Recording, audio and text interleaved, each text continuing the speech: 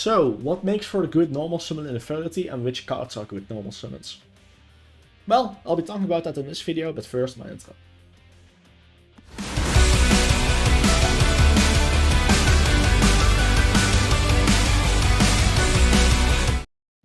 Well, there's a few clear examples of good normal summons that I usually run in 3 extra or I will try in the future, but there's a few conditions it has to basically fulfill.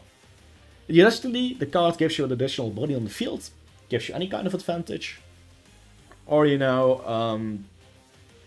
gets resources out of your hand for an advantage. A good example of this is Neospatian Aqua Dolphin. It's a level 3, meaning it can go be one of the materials for Carabini, for the Burning Abyss link, and it can clear a Draw and Lock Bird out of your opponent's hand, Ash, similar cards that can interrupt their combos. Theoretically, Aqua Dolphin is a great starter. Not only that, it's searchable via reinforcements of the army, meaning you theoretically have to run one less Aqua Dolphin if you're relying on it, or you have a search spell. It can discard another copy of itself, or a card you don't want in your hand. It gives your hand knowledge about your opponent, so if they have Nibiru, at least you know it's coming. And yeah, it's just gonna clear out big threats, so it gives you a lot of advantage in return for normal summoning it. Plus, if you run a reinforcement of the army, you can just also run Kagemusha Knight and have an alternative target for the reinforcements of the army. There's a lot of benefits. Tour Guide. Base hand traps.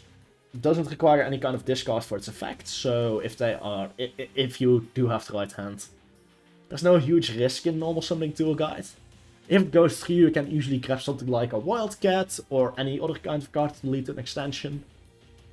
It gives you really good value out of normal summoning it, and you can summon another Tour Guide from your hand, so if you open multiple, it's not a dead card. So once again, it gives you advantage, you can clear your hand, and it doesn't just randomly throw away card advantage either. Dr. Pankendorf, an unusual one. One of the biggest reasons for running this card is that you can summon it with Emergency Teleport. Emergency Teleport has other targets in our deck, like Psychic Wielder. It's level 3, and most importantly, it can skip our next draw phase, making cards like Barrier a bit better. It's also, I believe wait, I'm actually not sure if it's a dark. But yeah, you can normal summon it, it's great of Emergency Teleport, so it's a decent normal summon, It gives you controlled advantage over your hand, you can choose to draw more, you can look at the card first before you draw it, so if it's a terrible card you can just put it at the bottom and not use it. Skips your draw phase, which is advantage in Infernity. It sounds weird, but that's just how Infernity works. So yeah, it clears a lot of conditions. Proudland Scorpio. Bit more of a risky one, but it has Lone Fire Blossom that can go into it. It can discard a monster from your hand specifically, so it clears hands. Gets you a revival spell in theory, making it very easy to from there go into a Cross Sheep-like combo and go from there. So it also clears a lot of conditions. It's a great starter, it clears your hand for advantage, mainly a revival spell, or a fusion spell I should say. It gets you a second body.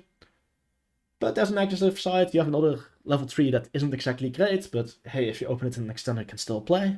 So it's not a great package, and finally there's Tear Skill. Phantom Knight Tear Skill can discard a card to send an Infernity card, Phantom Knight card from deck to the grave, which then basically searches your other level 3 body, and then the level 3 body gets you a monster negate, which is in theory really fucking good. Now, the biggest issue is, if you summon it and you discard and it gets hand trapped, it suddenly becomes really tricky. So I'm not the biggest fan of this card. But there's some legitimacy to it. If it goes through, it's a really great starter. And if they have something like Nibiru and they drop it later down the line, hey, at least you have it formulated. So basically, a good normal summon for Infernity provides you with one of the materials for your either Hulk or Carabini, or in the future, another starter, if you can get another monster like that. It manipulates your hand in a good way usually, or at least has the ability to do if needed, and it gives you some kind of advantage. And idealistically they also don't break you. Oh yeah, Tear Skill of course is a warrior, so you can use it with Allure, which also, helps making better hands. Plus, since we can run multiple Leviair, we usually run multiple Leviair. Banishing something like an Archfiend isn't even a big deal. We can just Leviair, snatch it back, and then just go from there. In theory, it's even an additional optional start. So, yeah.